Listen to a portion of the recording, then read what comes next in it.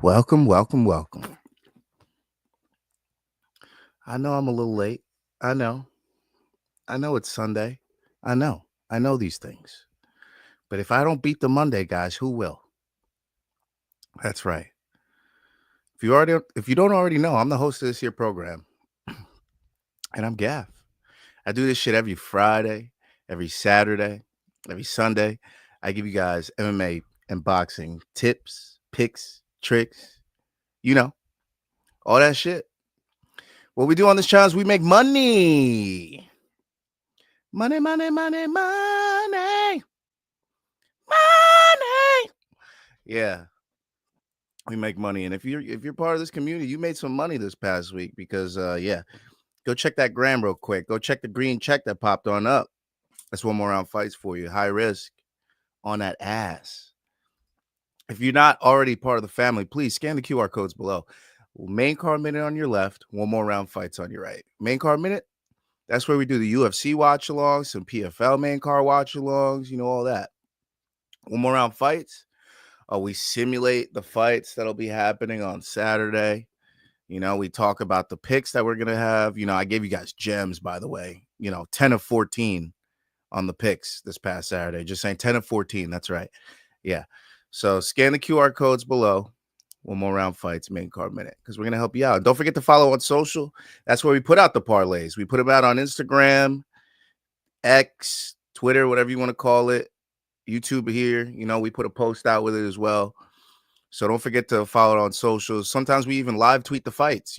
As you've seen, I started on UFC 318 and kind of just fell off. I didn't feel like tweeting anymore. I was done after after PFL Africa. So it is what it is. And also, send some shit into the email. I know Saul's sending food pics. I know people are sending, parlays, stuff like that. Let me know. And shout out to our sponsor, W.GG. Use promo code one more round for 10% off. Promo code one more round for 10% off. We hit our goal of 500. Yeah, that's right. Which means we need a new goal, right? Well, usually it means that now it's time to get a new goal. So the new goal now, it's obviously not going to get done this stream, but what we're fighting for is 550. 550. And we got to get those watch hours up. So once we get those watch hours up, we'll get the super chats going. We'll get the membership going. Also, I'm going to have some special stuff for members. There's definitely going to be some members only content for sure. For sure. Maybe we'll do some midweek members only content. So don't forget, scan the QR code, subscribe to the channel. Let's see who's in the chat. Luke, what up? He says, yo, what up, Luke? How you feeling? I know Katie's away right now. You chilling at home. You probably got some snacks on you. I got some snacks for after this. I would eat it right now, but people hate that. People hate when you eat on cam. Well, unless it's specifically designed for that. But yeah, there's a lot to talk about.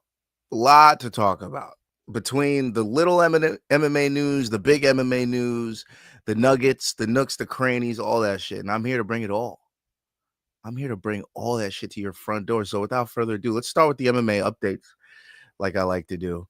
Just the little things that we're not going to go too in depth on, but definitely need to be mentioned before we move forward. As you can see, we got some shit in the back. Best damn combat sports show, period. A little WEC action, a little UFC action. What is that? Hot boxing and a little Kid Cudi. You feel me? But anyways, MMA updates. I don't like the StreamYard. Count your fucking days. That's all I gotta say. Count your fucking days, StreamYard. Everything's fucking up and I don't like it. But anyways, MMA updates. First of all, let's talk about Timur Khizriev got shot, and apparently it wasn't with lethal rounds. So somebody called a hit out on Timur Khizriev just to scare him. I don't know what exactly went down with that, but hopefully he's recovered and hopefully he's doing all right. If you don't already know who Timur Khizriev is, he is a PFL athlete. So I believe he's a featherweight. So hopefully he recovers, and well wishes to him, his team, and his family, because that's kind of weird. It looked too organized, and it looked unorganized and organized at the same time. If you guys seen the footage, So hopefully he's all good. Also, Nate Diaz in the news saying he wants to come back and he wants to fight either Conor or Ilya. Slow the fucking roll on Ilya. All right. He just put out Max, Volkanovski, and Charles Oliveira back to back to back. Let's chill the fuck out. Don't let Ilya Topuria take out all my MMA heroes. Okay? Can we fucking relax? Conor, great. Conor, I like that fight. Ilya, what the fuck are we talking about? Anyways, and then we got some boxing fights set up. We got Misfits boxing, going to be Darren Till versus Luke Rockhold. We're also going to have Tony Ferguson versus Salt Poppy. If you don't know Salt Poppy, he's the guy that eats the steak, then has salt in his hands, and then does this with his hands, and salt goes all over the food, and that's his gimmick. Yeah, that's Salt Poppy. And Tony Ferguson's going to fucking fight this dude. So that's going to be weird as shit. That's August 30th. If you care about that and you're going to watch it, go ahead. Maybe there's nothing going on that weekend and I'll be watching it. I don't know, but I'm rooting for Tony. I'm rooting for Darren. It is what it is. Smaller bits of MMA news. Jen Mishu loses the ladder twice in an hour. We were there to live it live. Unfortunately, he went back in. You shouldn't chase those losses, man. You can't go back in after you took an L. You gotta just simmer on it. An L that big. I mean, if small L's, yeah, obviously get back in the game. But a $2 to $4 grand L, my dude. Let's take a seat. Let's just watch from the sidelines, and next game we'll come back stronger, you know. But that was a wild move to go right back in, Jed. Jed, what are we doing? Brian Campbell calls the Manny Pacquiao Barrios fight on PBC pay-per-view. Shout out to Brian Campbell. As per usual, did fantastic on the broadcast, addressed everything perfectly, added his own humor, and also still looked absolutely professional while doing it. So shout out to Brian Campbell. Always big love for that guy. Smaller bits of news. John Jones denied White House headline spot. So apparently Dana White's saying that he doesn't want to give John Jones that big of a spot. He can't really trust him in a spot like that. His direct quote saying, "You know how I feel about him. I just can't risk putting him in big positions in a big spot and have something go wrong, especially the White House card." John Jones tweeting and addressing that, saying, "Hey, I did tell him I'm back. I did tell him I'm in the testing pool still, and I do want to fight on this card. So whatever he needs me for, I'm still willing to do, because he still wants to serve his country in a way and still fight on that card. So being the headliner doesn't matter to him as long as he gets to fight and put his heart on the line." So that's interesting. Interesting from John Jones. Will that actually happen? I don't fucking see it. Who's he gonna let headline above him? Who is gonna headline above John Jones? I don't know. It must be something big. It must be Brock Lesnar coming back to fight a WWE guy in the main event. I don't know what it must be, but if it's bigger than Jones, it can only be one or two people, and I think you guys know who those people are. And then Amanda Nunes, speaking of the testing pool, is also back in the testing pool, officially back in the testing pool. So I believe it's 6 months in the pool. So the first time we get to see her is maybe end of the year, most likely 2026. But Amanda Nunes is back in the testing pool, so hopefully we get to see her against Kayla Harrison soon. And that's it for the MMA updates. All right. Luke says literally eating snacks. Yes, that's how I was. I hope you took a rip when I opened up the show too. I want you a little smacked, eating snacks, just getting the rundown of what happened. Goat says my goat. No, you're my goat, goat. Okay? You're my goat.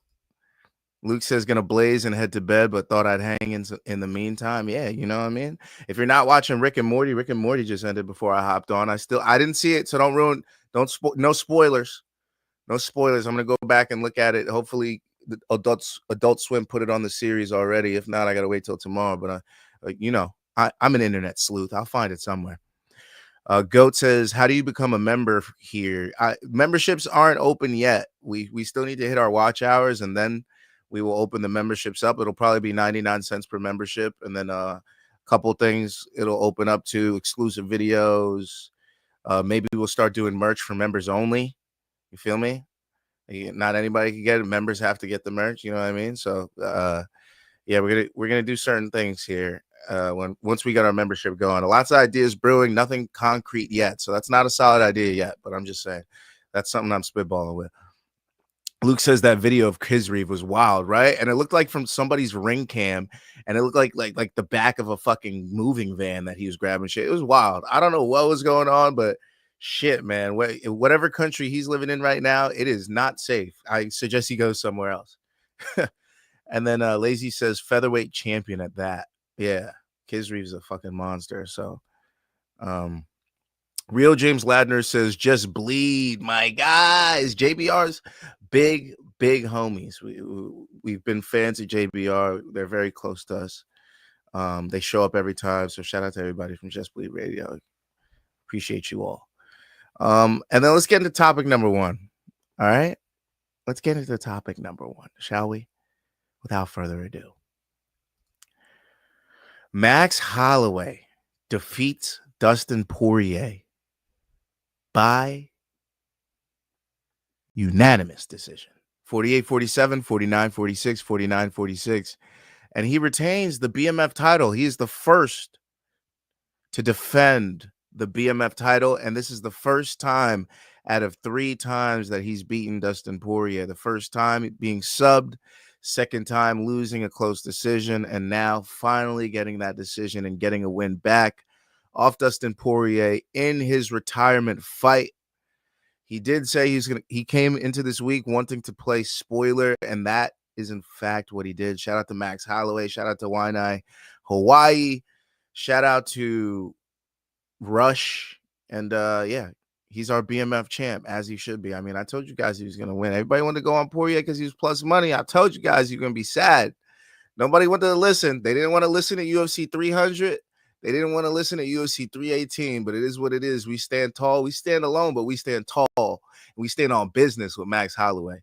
So, yeah, Max Holloway gets the win. Finally, I knew he couldn't go 0-3 against 2 different guys. That would be crazy, right? That wouldn't look good career-wise in the GOAT conversations. If it was like, yeah, he's cool, he was good and all, but didn't he lose to 2 different guys 3 times? Like that would have been tough to live down. So I'm glad he finally gets the win. Dustin Poirier still put on a war, man. Let's talk about the fight as the fight was. I mean, round 1, early Max hurts Dustin, drops him multiple times. One of them looks like a slip, so maybe just once, but still hurts Dustin multiple times in round 1. Then completely piecing up Dustin in round 2 until Dustin finds a little glimmer of that old Poirier power and that old Poirier, you know what I mean? He fucking comes out of nowhere, lands a big left straight on Max, drops him. Max is scrambling, or was it a right hook? Either way, he lands a big shot on Max. Max drops to his butt, he has to go on all fours, tries to grab a leg, tries to sprawl. Dustin jumps on the ghillie just like we expected him to, because you knew it was coming one way or another at some point in this fight. Dustin jumps the ghillie, doesn't get it. They get back to their feet. And then from there on, Max kind of just got in the driver's seat and took the fight home. He won the fight from there on. He took rounds 3, 4, 5. They were closer round 3, but 4, 5 was absolutely Max's. He did do the classic Max Holloway point to the center of the octagon in the last 15 to 10 seconds and give his opponent the chance to get the win. They were both swinging at it, but Poirier realized that Max is a different beast in that mode. Just like Ricardo Lamas found out, just like Justin Gaethje found out, Dustin Poirier found out that Max invented that for a reason. And yeah, Max walks away with the unanimous decision win. Now, as for next for both of these guys, yo, if Max is on the comeback tour of getting rematches back, how about that Charlie Olives rematch, bro? Charles Oliveira, Max Holloway. We saw it the first time at featherweight. It ended really weird with a neck injury. Both of those guys feel like that wasn't the best version of them in that fight because Max didn't get to show what he could really do, and Oliveira went down pretty early. Let's do that fight at 55. They both have a mutual loss to Ilia Topuria. I would love to see that fight, Max Holloway versus Charles Oliveira. And then after that fight, we could talk about Max fighting Ilia again at 55 for the full title and putting both titles on the line, both the BMF title and the lightweight title on the line. But I think he still needs to get one more win. I know his strength of schedule is great. I know all that. There's not a lot of people at lightweight right now, especially since Poirier's retired as of now. But you got to keep in mind that lightweight still has Arman Tsarukyan. It still has Justin Gaethje. Still has Dan Hooker coming back from injury. Mateusz Gamrot. Paddy Pimblett. You know what I mean? There's a lot of guys up there. So to just throw Max in there based off one win at lightweight, besides his one win over Justin Gaethje at UFC 300, I mean, that would be unfair to the other lightweight contenders. So in my opinion, he needs one more, and the Charles Oliveira fight is the perfect fight for him to be able to do it in. So yeah, as for Dustin retirement, man, thank you to Dustin Poirier for a fantastic career. I mean, over a decade of just in these fucking lightweight and featherweight trenches against killers time and time again. He's even been booked against killers that didn't happen, but those killers would have been killer fights too. He still never fought Tony. He still never fought Nate. But those fights got booked. They just fell through. But man, Dustin Poirier's resume is going to stand very tall against anybody else's resume in the UFC, and for a very long time. He is, even though he didn't win this BMF title, he is one of the baddest motherfuckers to ever fight in the UFC. And I don't think any generation of MMA fan is going to forget Dustin Poirier, old or new, because he's been around for so long. So shout out to Dustin Poirier, shout out to Lafayette, Louisiana, shout out to New Orleans, Louisiana. They put on a fantastic event. I think we had 5 to 6 straight finishes, and then we had like 7 straight decisions, something like that. But still, the finishes were fantastic. So it was a good card for me. I'm not going to shit on it at all. Before the card, I was saying it was a C+. By the end, you know what? I'm not going to grade it just yet. But speaking of the card, let's get into UFC 318. Luke says Max Charles 2 makes perfect sense, but I weirdly want Patty Max. I don't want Patty and Max. Stop giving Patty these guys. I'd rather have Patty Gaethje, somebody that'll anti-wrestle, somebody that'll swing with Patty. I'd rather have that. Patty Gaethje, but I don't like Patty Max. It even sounds weird. Sounds like a new brand of tampon. I don't want that. All right? I'm good off that. Just bleed. But yeah, UFC 318, man. Let's talk about this card. Let's talk about it. Max Holloway obviously retained the BMF title. Paulo Costa defeats Roman Kopylov via unanimous decision, 30-27, 30-27, 29-28. You're welcome. But anyways, me and Luke gave you guys Costa, and guess what? As a plus 200 doggy, my man cashes. Paulo Costa is blasting Roman Kopylov with these backside body kicks, these backside head kicks on his, and he stands orthodox, obviously. So we're talking about right body kicks, right head kicks, and he's obviously blasting Kopylov over and over and over again in the first and second round with that kick. I mean, he could never get anything going because all his momentum was going backwards after just eating a big punch from Costa, and then every time he would come forward, Costa would just light him up with a 1 and a 2. And then blast that fucking kick again. So it was tough for Kopylov to get going. I mean, Costa's a veteran, man. He's fought some of the best in middleweight. I mean, he's fought Izzy. He's fought Romero. He's fought Whitaker. He's fought Vettori. He's fought all these guys that have been a staple of middleweight for so long. And to give Kopylov him after fighting Chris Curtis, who barely beat an old Max Griffin at welterweight. Yeah, man, I was going with Costa all the way. There was no reason for me to go with Roman Kopylov, especially off of that decision of Chris Curtis when he was arguably losing that fight until he got the finish of Chris Curtis in round 3. So, yeah, Paulo Costa, shout out to Borrachinha. He gets a big win. And Brazil, you got one. Brazil, you got a few. Let's talk about it. Daniel Rodriguez defeats Kevin Holland via unanimous decision, 29-28, 29-28, 29-28. I mean, round 1, it was looking good. It was looking good for Daniel Rodriguez, and then Kevin Holland starts landing. And then in round 2, it was looking good for Kevin Holland, and Daniel Rodriguez drops Kevin Holland.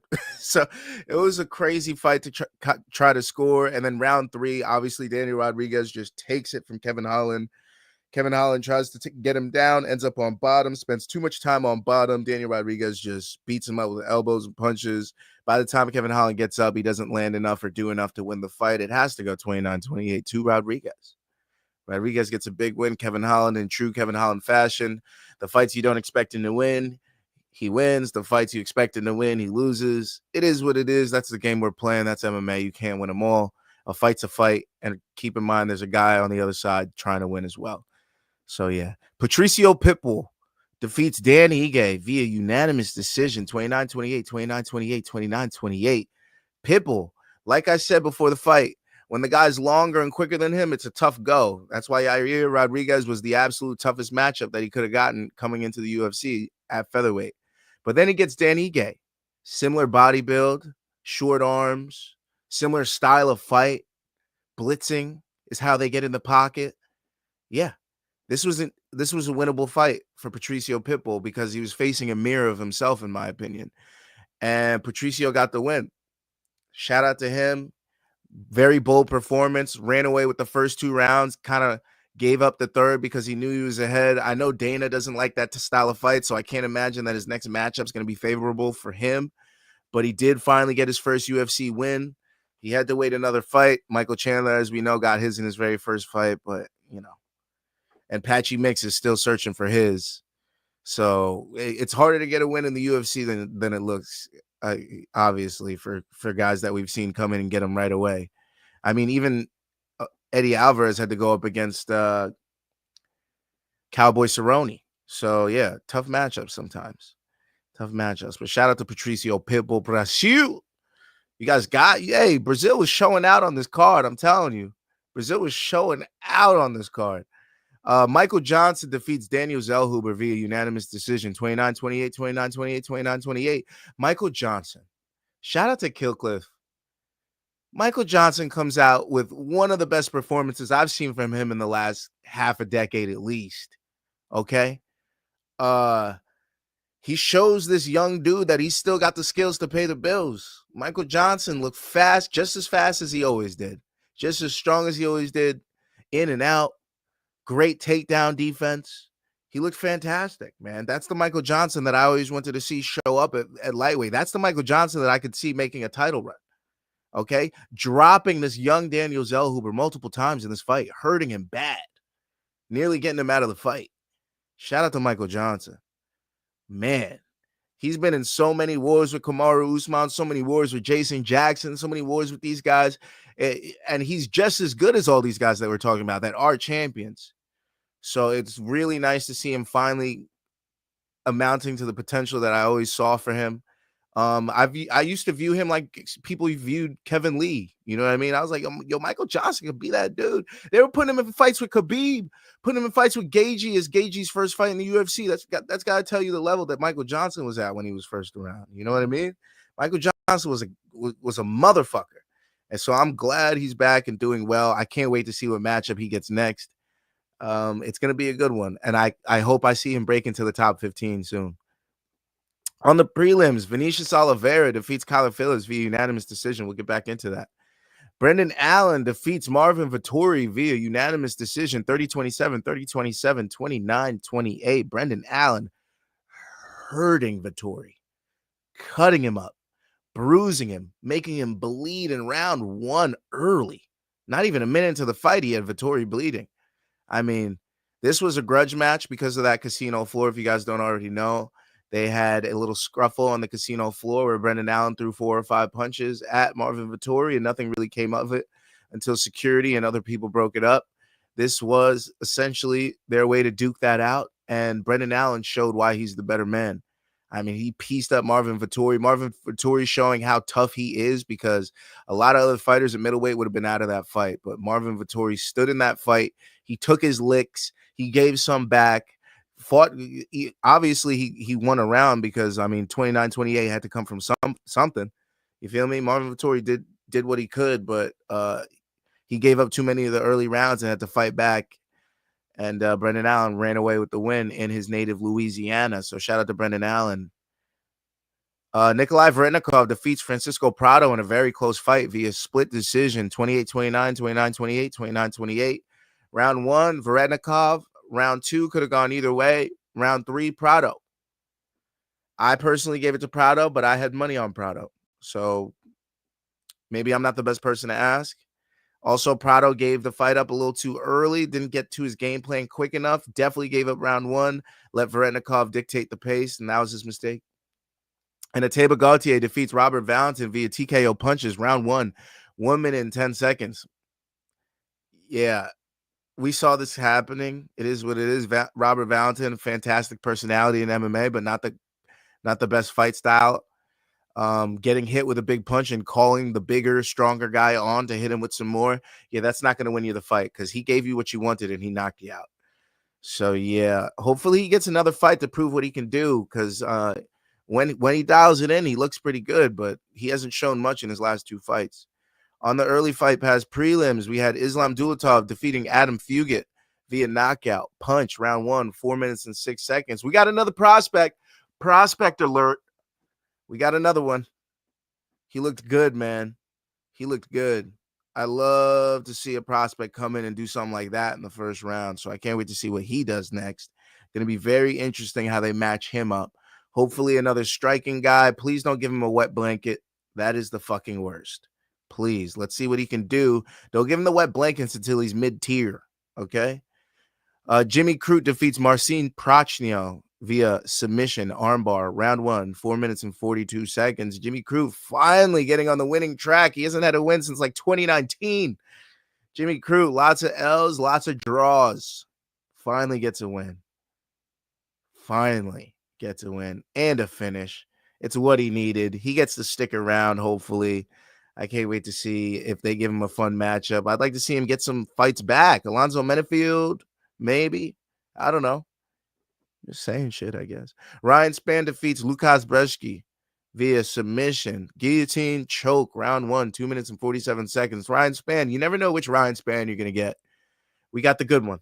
Came in there, looked dominant, came in with the purple and yellow shorts, took his guy down, guillotined him, made it look easy. Ryan Spann back on the winning track. I don't know if he's going to stay on this track. You never know with him. Sometimes he hops off the track. Sometimes he stays on. Bruno Ferreira defeats Jackson McVeigh via armbar, round 1, 3 minutes and 35 seconds.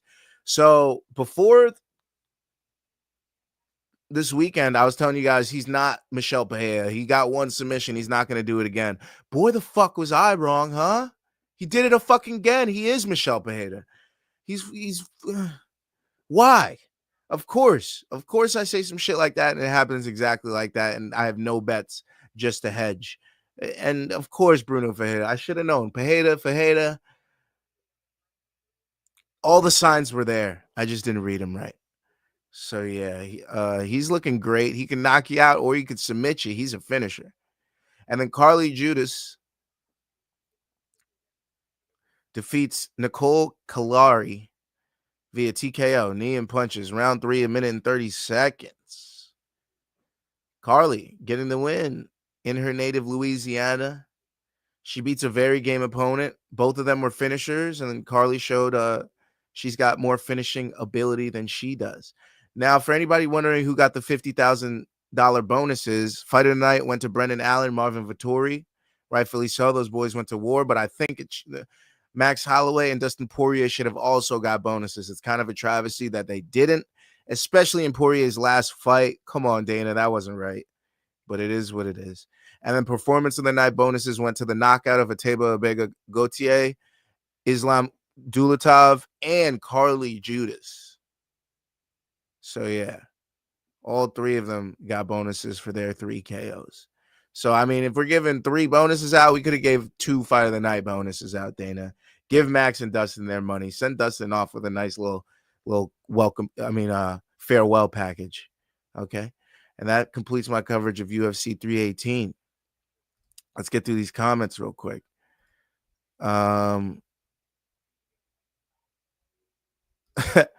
Maxi Pad, laughing my ass off.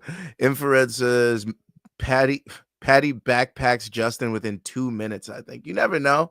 Justin's anti-wrestling is really good when it wants to be. But sometimes he gets too happy in those exchanges and thinks the guy across from him wants to exchange just as bad as he does. No, that guy's looking for the opening to take your back, and that's what Charles did.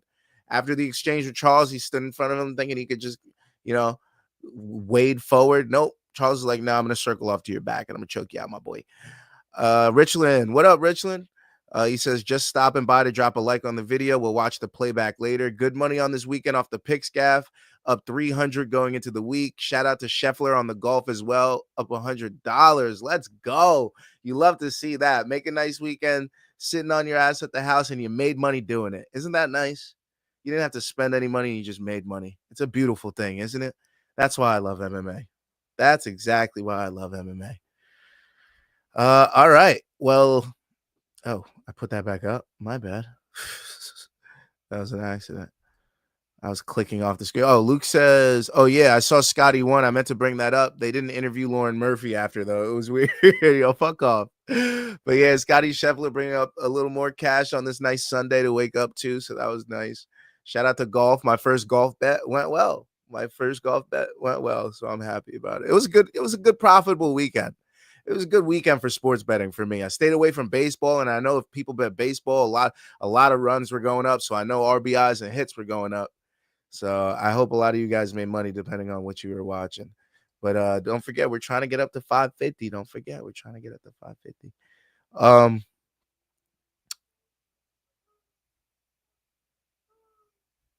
Oh, this didn't even load in. That's why I'm like, where is this? 4 seconds here while I load this in. StreamYard, count your fucking days, bro. Count your fucking days, StreamYard. All right, here we go. It's time for our fighter spotlight of the week.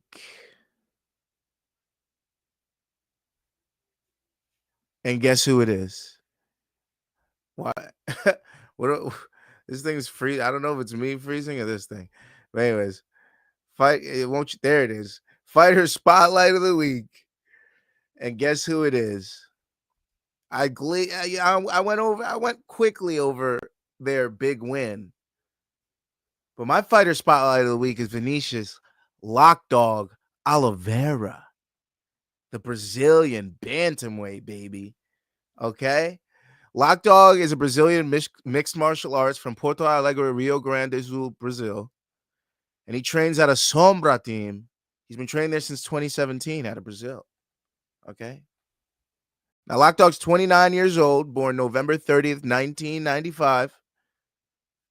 He's 5'9". He's a bantamweight with a 70.5-inch reach advantage. Fights switch stance. Okay? He's 23-3, 16 KOs, 2 submissions. That's 18 finishes in 23 wins. He's been KO'd 3 times, and those are his 3 losses. And those KOs were between 2018 and 2022. But he aims to make a run at the top of the UFC bantamweight division. And he's one of the most exciting upcoming prospects we have in the UFC. He's fought a lot of our favorite upcoming guys in the UFC already, surprisingly, which tells you how much the UFC thinks about him. Now, he began training combat sports at a young age, developing a strong foundation in Brazilian Jiu-Jitsu, as most young mixed martial artists in Brazil do. And he had a little gift for striking. He turns professional in 2017 and quickly gained regional acclaim in the Brazilian scene. Now, he competed for UAE.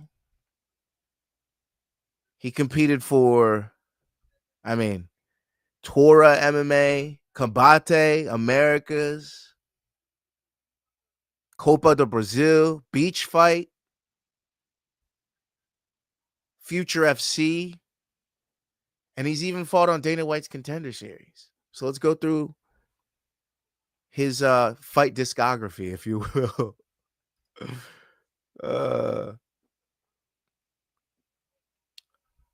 But yeah, look at Lock Dog's career from the start. Starts off his career with 10 straight wins, goes 10-0. A knockout of Michael Teixeira at Brother Fighting 2, December 19, 2015 in the first round. A submission via guillotine against Alexander Cathillos, X-Fest MMA 9, June 11th, 2016, first round, 4 minutes and 22 seconds. All of these are in Brazil, by the way. He beats Michael Teixeira again via TKO at Warriors Fighters, the second edition, on November 12th, 2016 in the first round. All 10 of these wins are in the first round, people. Ulysses Cesar Barcelos, a submission via rear naked choke at Beach Fight Quintal MMA 1, January 14th of 2017, 2 minutes and 50 seconds. He used to fight at flyweight. His second fight was at flyweight. These are all at bantamweight. His fifth fight to go 5-0 was against Guillermo Ferreira, TKO, Copa do Brazil, February 18, 2017 in the first round, 1 minute and 14 seconds. His sixth against Thiago dos Santos, punches at Jorge Velho Team 12, May 20th of 2017 in the first round, 1 minute and 57 seconds. Another 1 minute and 57 second win against Junior Cesar for his seventh win by TKO. His seventh win, this time by TKO. This was at Tora MMA, June 24th, 2017. Then he takes out Amaury Carpus, TKO, Major Fight Night 1, August 5th of 2017. Are you seeing what I'm seeing here? 1, 2, 3, 4, 5, 6, 7 fights in 2017. Okay? Then takes on Luis Fernando Correa, Tora MMA 1, September 16th of 2017. Round 1, 2 minutes and 42 seconds. And then Leonison Azevedo at Circuito World Combat 4, December 16, 2017. 1 minute 58 seconds of round 1. So 10 fight win streak, 10 fights winning in the first round, 8 by TKO and 2 by submission. And then he gets the first loss of his career against Christian Quinones, TKO by doctor stoppage. So the first loss of his career he has no control over. At Combate Americas, Mexico versus the world. Obviously, he's the world because he's now Mexican. May 18th of 2018 in the second round, 44 seconds in Tijuana, Mexico. He bounces back with a win over Ruben Barca de Souza by TKO at New Corpor Extreme 32, December 8th of 2018, so about half a year later, in Rio de Janeiro, Brazil, round 2, 2 minutes and 30 seconds. And then gets the second loss of his career at Future FC 1, losing by knockout punch to Adriano Ramos, January 25th of 2019. This was a flyweight bout. That's important. That's why I mentioned the flyweight debut in his second fight, and then he returned to bantamweight in his fourth fight. So he had 2 fights.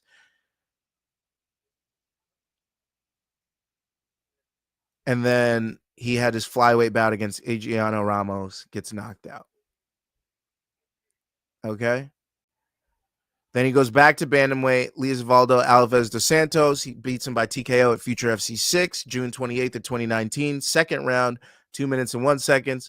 Then Caiono Batista, he wins by unanimous decision at Future FC 10, December 6, 2019, and goes 14-2 against Furtabek Yukabov.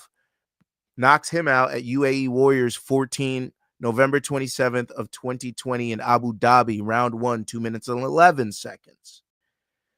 This is when he starts making a name for himself in UAE Warriors because he takes out Sultan Zadoshbek by unanimous decision at UAE Warriors 15, January 15th of 2021 in Abu Dhabi. And then he takes on Xavier Aloui. You're like, Xavier Aloui? Who's that? What? Yeah, remember Xavier Aloui? Remember him? He just fought on UFC, on PFL Belgium. Yeah? Remember that guy? It's pretty good, right? Do you remember what he did? Wait, was it? If it wasn't, or maybe it was PFL Mena. I believe it was PFL Mena. If it wasn't PFL Europe too. Sorry, maybe it was PFL Mena. Xavier Aloui. Yeah, he defeated Ayman Mokhtar via unanimous decision, 30-27. Wrestled the shit out of him. Okay?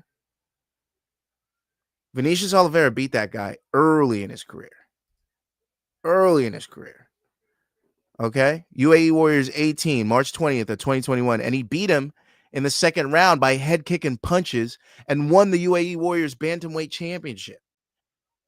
Okay? Then he takes on Sylvester Chip, beats him by submission at UAE Warriors 24, October 29th of 2021, defends his bantamweight championship in the first round, and then loses to Ali Taleb.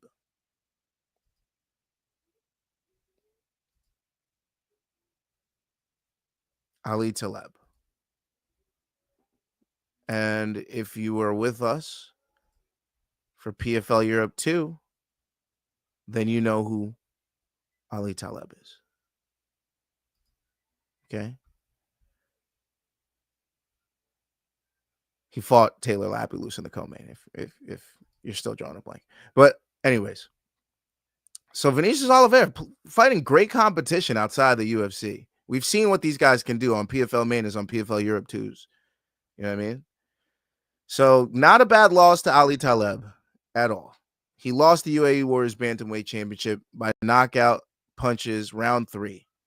UAE Warriors 30, July 2nd of 2022. And that's the last time Lock Dog lost. Because he beats Hikaru Yoshino by TKO at UAE Warriors 39, March 18, 2023 in the first round in Abu Dhabi. And then on September 26, 2023, Oliveira faces Victor Madrigal during Dana White's Contender Series. He wins by knockout in the very first round and earns himself a contract. September 26th of 2023, round 1, 3 minutes and 2 seconds.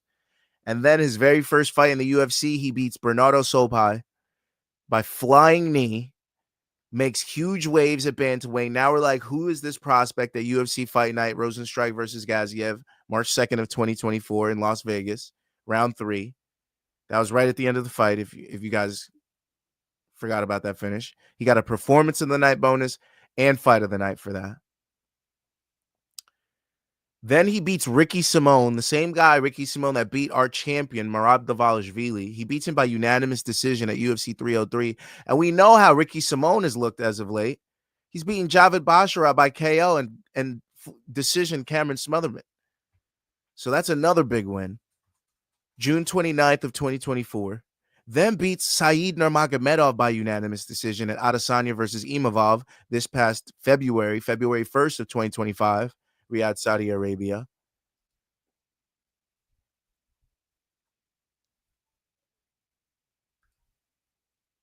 And then this brings us to Saturday, where he comes in at a near minus 140 favorite.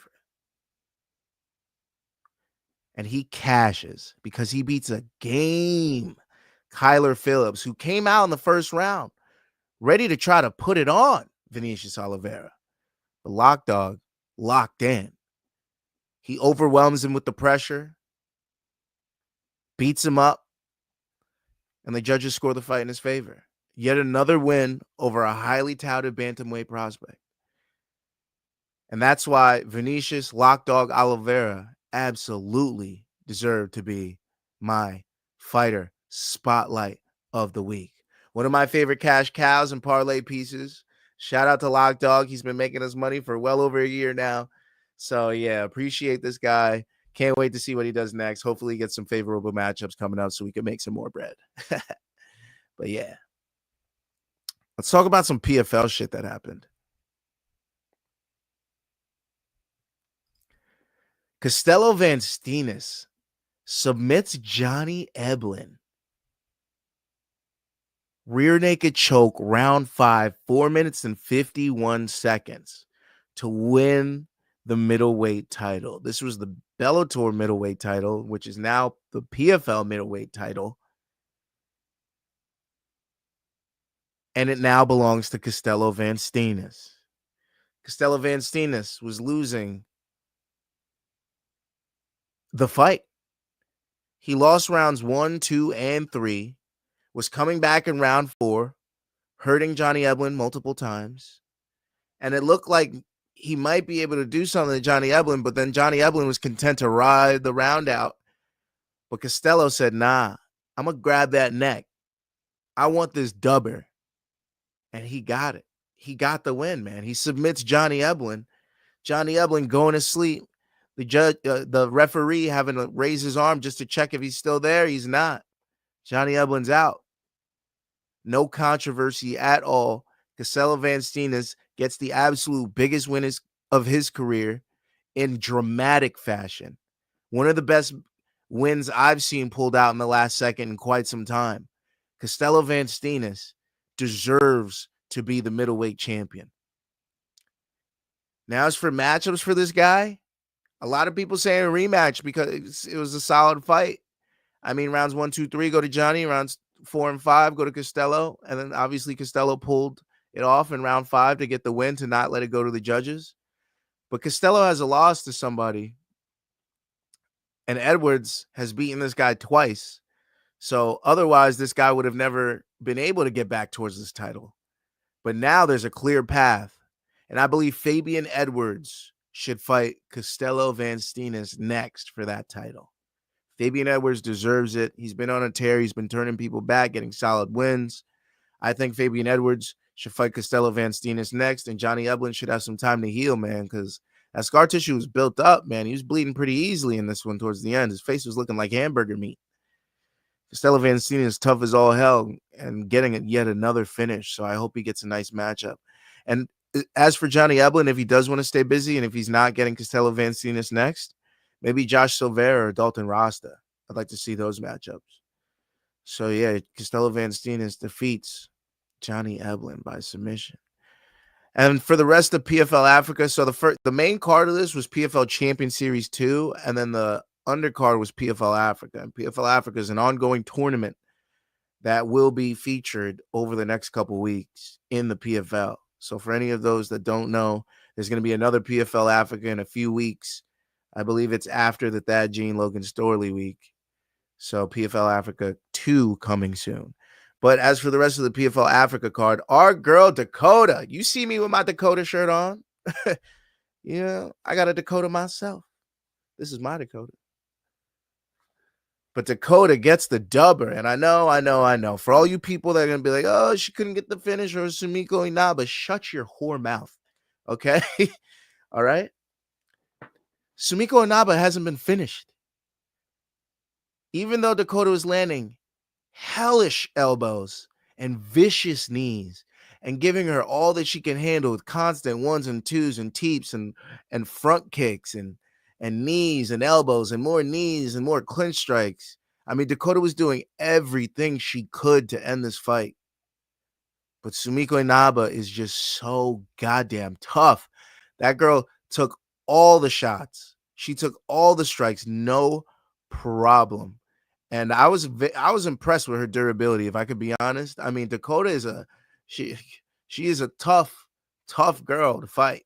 Not a lot of people can go the distance with Dakota Ditcheva, and Sumiko Inaba did. So I'd love to see what she does against all the other girls in this division. But Dakota just shown she's still a cut above the rest. 30-27, 30-27, 30-24. That's right. One of those judges had multiple 10-8s in there, which is rightful, because it was one-way traffic. I didn't see Dakota worried about getting hurt in that fight at all, ever. So shout out to Dakota on a huge win. She looked great. AJ McKee defeats Ahmed Magomedov via unanimous decision, 30-27, 30-27, 30-27. Across the board, AJ looked pretty good. I mean, I told you when he goes up against the grappler, he wants to prove he's the better grappler, and that's what he did. AJ McKee finally gets back on the winning track, and he looks good. I can't wait to see what he does. He was also back at featherweight for this fight, so for those that didn't know, this was a featherweight fight again for AJ McKee after moving up to lightweight for some time. So I'd like to see what he does if he stays at featherweight. If he goes to lightweight, I don't know. Artur Zainakov defeats Takeshi Izumi via unanimous decision, 30-27, 30-27, 30-27. Corey Anderson defeats Dennis Goltsov via TKO punches, round 2, 3 minutes and 28 seconds. Corey Anderson looked great. If you don't know, he moved up from light heavyweight to heavyweight. It looks like he's filled out for that weight. He looks strong. He's able to handle the size of these heavyweights and use his power. He's still much quicker than these heavyweights, and that's why we saw him get a TKO in round 2. Shout out to Corey Anderson. Shout out to Overtime. Shout out to Beast in 25-8, whatever you want to call him. But shout out to Corey Anderson. I hope he gets a good hunt in after this. On the prelims, Nkosi Debele defeats Mahmoud Atef via TKO punches, round 1, 4 minutes and 50 seconds. Maxwell Nana defeats Michael Groge via unanimous decision, 30-27, 30-27, 30-25. Bule Gadago defeats Shannon Van Tonder via split decision, 30-26, 28-29, 29-27. Justin Clark defeats Jashel Tishawa via TKO doctor stoppage, round 1. It was in between rounds. He quit on the stool. Karim Hanien defeats Asiyahu Shamba via split decision, 28-29, 29-28, 30-27. Jaffe Holton defeats Abdullah Kane via DQ, illegal knee, round 1, 40 seconds. Kane eye pokes him, then knees him while he was eye poked, which is a double foul, which is why they had to call the fight off. He couldn't continue, and that's why it was a DQ. Sambarshe Okonya defeats Franz Mlambo via unanimous decision, 30-26, 30-26, 30-25. Abraham Babley finally gets on the winning track after 2 split decision losses and defeats Paul Emmanuel Naze by knockout punch, round 1, 4 minutes and 59 seconds. It's just a flurry of punches and finally catches him. And then Juliet Uka, a fantastic prospect, defeats Kaylee Niedermeyer via unanimous decision, 30-27 across the board. And that's it for PFL Africa. Let's talk about some boxing. Okay?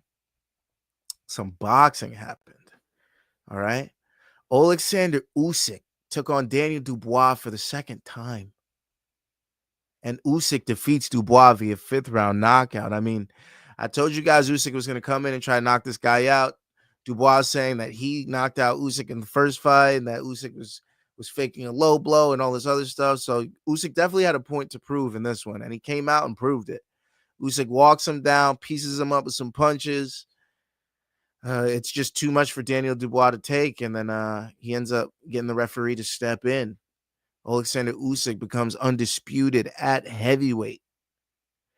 Also in the co-main, Lawrence Okoli defeats Kevin Lerena via unanimous decision, 99-91, 190-190. It was, for lack of a better term, it was pretty boring because Lawrence Okoli didn't really step on the gas. This was more of like a sparring match between the two. And Lawrence Okoli doesn't end up getting the finish. He gets a decision win over Kevin Lerena. Daniel Labin defeats Lewis Edmondson via majority decision, 95-95, 96-94, 96-94. Solomon Dacrez defeats Vladislav Serenko via unanimous decision, 99-91, 98-92, 98-92. Adam Hamed defeats Ezekiel Gregoris via referee's decision, 40-36. And Lasha Girouli defeats James Francis via 5th round TKO. And that's it for Usyk Dubois. As for the Manny Pacquiao and Barrios fight, damn, man. Barrios and Pacquiao ends a majority draw. 115-113 for Barrios and 114-114 for the rest. I mean, the crowd probably had a lot to do with it, but Manny Pacquiao is still showing that he's still got a lot left in the tank because Mario Barrios is still beating a lot of these guys around here, and Manny Pacquiao taking him to a close decision, ending up being a draw.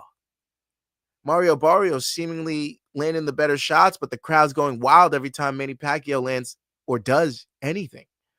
Hard to judge that if you're sitting in the chair ringside, you know? So I feel for the judges, I feel for Mario Barrios, because if you thought Mario Barrios won that fight, it is what it is.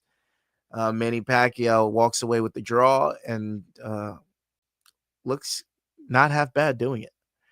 But you know who looked great? Sebastian Fundora beating Tim Tszyu to a bloody pulp in the 7th round. I mean, this was a corner stoppage. Sebastian Fundora hurting Tim Tszyu multiple times in this fight, dropping him very early in round 1 and cutting him up, having him bloodied, having him bruised. I mean, hurting him multiple times in round 5 as well. And then round 6, one of Tim Tszyu's, or round 7, I forget. But Tim Tszyu finally coming back in later rounds, looking pretty decent, goes back to the stool and just doesn't come out. Tim Tszyu loses to Sebastian Fundora. Sebastian Fundora, your champion. The Towering Inferno does it again. I mean, it's hard to deal with that length and get on the inside on somebody like that, because the amount of torque coming off those punches when somebody's that long is absolutely insane. Isaac Cruz defeats Omar Salcido via unanimous decision. This was a short notice fight. Angel Fierro pulled out last minute. So this was his new opponent. Ends up 99-89, 99-89, 100-88. A handy win for Isaac Cruz. Brandon Figueroa defeats Joet Gonzalez via unanimous decision. 115, 113, 116, 112, 116, 112. Some people calling this a controversial decision. Brandon Figueroa seemingly losing a lot of those rounds, but comes back late, lands a few good punches, and then the judges think he did enough to do it. So shout out to Brandon Figueroa. Babyface Killer does it again. David Picasso defeats Kiyonse Kameda via majority decision, 98-92, 97-93, 95-95. Mark Magsayo gets a big win. He defeats Jorge Mata via unanimous decision, 190, 190, 98, 92. And then Gary Allen Russell Jr. defeats Hugo Castaneda via 10th round TKO. He looked fantastic from start to finish. Shout out to Gary Russell Jr. I mean, great performance, and then finishing it off with a KO. Looked fantastic. So I'm glad to see him get on the winning track again. And for the final boxing piece here, we had Jesse Bam Rodriguez taking on Cafu. And yes, our boy Jesse did exactly what we expected him to do. He takes him out in round 10, 2 minutes and 7 seconds by TKO. JC Rodriguez gets the win and sets up his next fight. I think he'll be taking on Fernando Daniel Martinez as the co-main on November 22nd in Riyadh, Saudi Arabia. Also fighting on that card, David Benavidez versus Anthony Yarde. That is the main event. So shout out to Jesse Rodriguez in his next fight. Diego Pacheco defeats Trevor McCumbee via unanimous decision, 120-108, 119-109, and 119-109. Austin Williams defeats Ivan Vasquez via TKO, round 9, 36 seconds. Omari Jones defeats Alfredo Rodolfo Blanco by TKO in round 3. On the prelims, Hector Beltran defeats Edgar Gutierrez via TKO in round 3, 2 minutes and 35 seconds. Nishant Dev defeats Laquan Evans by TKO round 6, a minute and 58 seconds. And Pablo Valdez defeats Robert Redmond Jr. by TKO in round 3. And that does it for boxing, y'all.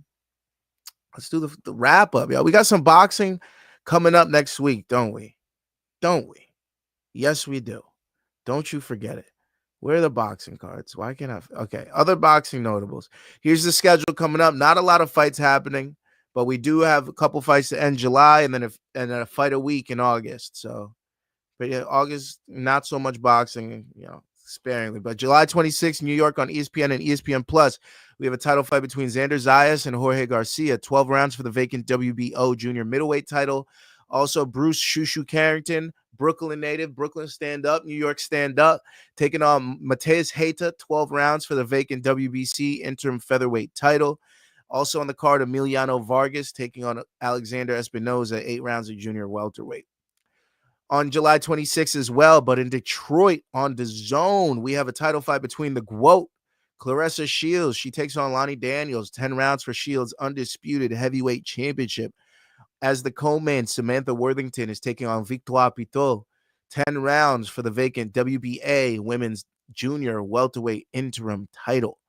Also on the card, Price Taylor taking on Robert Sims and Carolyn Vare taking on Licia Budersa.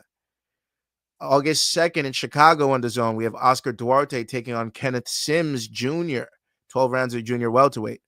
August 15th in Santa California on UFC Fight Pass, we have Mizuki Hiruta taking on Naomi Cardenas Gomez, 12 rounds for Hiruta's WBA women's junior bantamweight title. August 16th in Riyadh, Saudi Arabia on DAZN, we have a title fight between Nick Ball and Sam Goodman, 12 rounds for Ball's WBA featherweight title. We also have Anthony Kakachi taking on Raymond Ford, 12 rounds at junior lightweight.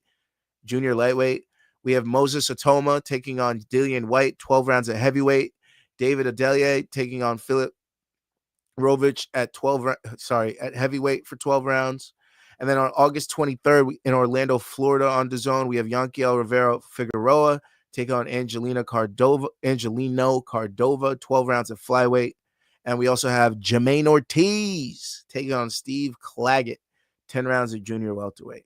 Also, we have the September 13th fight between Canelo Alvarez and Terrence Crawford on Netflix. and the aforementioned Riyadh, Saudi Arabia fight between David Benavidez and Anthony Yarde, with Jesse Bam Rodriguez and Fernando Daniel Martinez as the co-main. Also on that card, a title fight between Abdullah Mason and Sam Noakes, and a title fight between Brian Norman Jr. and Devin Haney. So don't forget about all those boxing cards coming up. September and August heating up, baby. Heating the fuck up.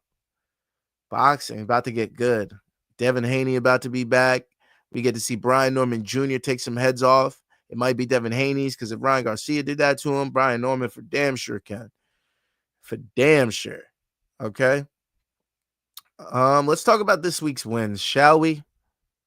Shall we, real quick? I'm not going to spend too long on this, but you know what the fuck went down.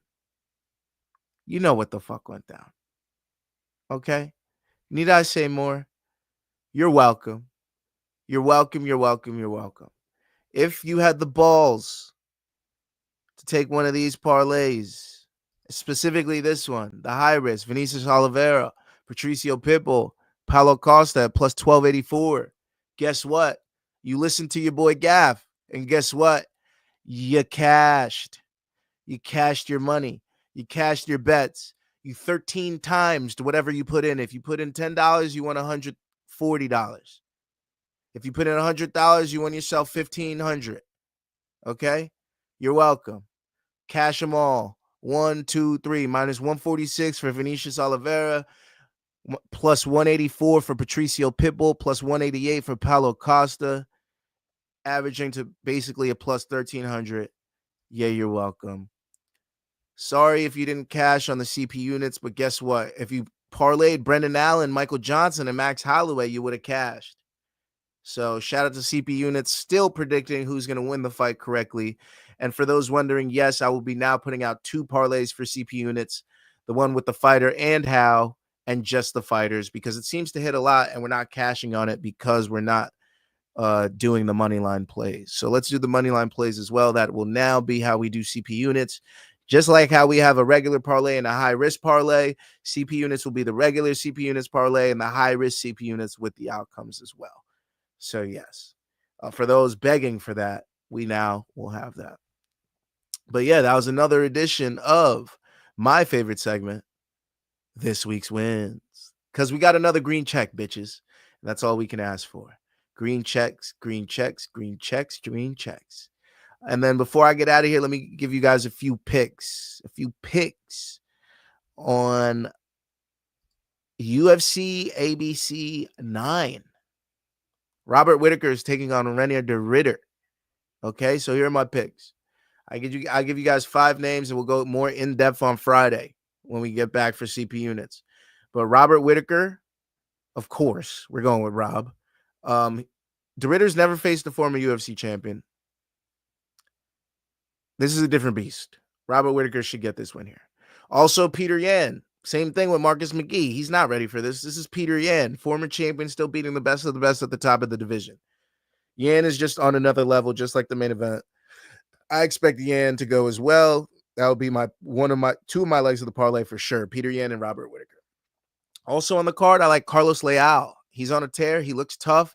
Muslim Salikov, whenever he faces a legit guy with any sort of gas tank, he tends to lose. And he tends to get finished most of the time. But I just like Leal to win the fight outright. So I also like Amanda Ribas. Also, in Tabitha Ricci's last fight against Yan Xiaonan, we saw that she was too small. And we know how imposing Amanda Ribas's stature is, especially these girls. Amanda Ribas fought at both flyweight and strawweight. Keep that in mind. So I expect this fight to look the same. I expect Amanda Ribas to win this fight, and she needs a win. She's coming off a few losses, so I expect her to need a win and put her best foot forward in this fight. So we're on the Amanda Ribas train. And then last but not least, Damon Blackshear. I like Damon Blackshear. He has 11 wins by sub. Davey Grant has lost 4 times by sub. Half of his wins are by sub. This is a match made in heaven. Put in the Damon Blackshear subs. Thank me later. Okay? Thank me later. As for boxing, we have 2 boxing cards. Like I said, we have the Xander Zayas card. I think Zayas is going to win by decision. He's got a tough Mexican opponent that could take a shot. And that opponent has beaten Charles Conwell. Charles Conwell is a really good boxer. And if he could beat Charles Conwell, he could definitely have a tough fight with Xander Zayas. I like Xander Zayas to win, though, so I like him to win by decision. and Bruce Shushu Carrington. He's in Brooklyn. This is a card at MSG. I like Bruce Shushu Carrington to get the KO in his backyard. It's a hometown fight. I like him to get the win. Bruce Shushu Carrington obviously should be going in your parlays. Obviously, definitely should be going in your parlays. Money line, hopefully they don't have him too expensive. And last but not least, we have the GWOAT Claressa Shields taking on Lani Daniels. Obviously, with the ladies, I always go decision. So I'm going Shields by decision. Keep in mind, Shields only has 3 career wins by KO. So there's no reason to take her by KO here, even if the odds are amazing. Definitely take her by decision. And her opponent's very seasoned and has never been finished as well. She's had a couple good fights against a couple good opponents. I expect Claressa to definitely win the fight unanimously. Maybe unanimous decision would be a nice prop bet for you. But yeah, Shields by decision is a very good bet. And then Samantha Worthington, I expect her to get the win as well. Samantha Worthington by decision. Neither of these girls have finishing power, and neither of them have ever been finished. I expect this to go to decision. It could be a close one, but I think Samantha Worthington is going to give us the win. And that's it. I'll go more in depth on Friday. Guys, come on back for CP units. Thank you guys for whoever was here with us, chilling out. Enjoy my analysis and my breakdowns. Again, we're trying to get to 550. We're on the road to 1,000, but 550 is our next benchmark. So don't forget to get to that. You got to scan this QR code below and become a fan of the channel. Subscribe to the channel. Main card minute on your left. One more round fights on your right, motherfuckers. All right. And don't forget to follow on social too. That's where we put out the parlays. We'll be putting out the parlays on Saturday this week. Maybe I can get it out on Friday if I get to all my analysis early. But if not, expect them early on Saturday before the card starts. I know this is an early card Saturday, very early card Saturday. Card starts at 9, was it? Or does the card start at 12? I forget. But either way, the card starts very early.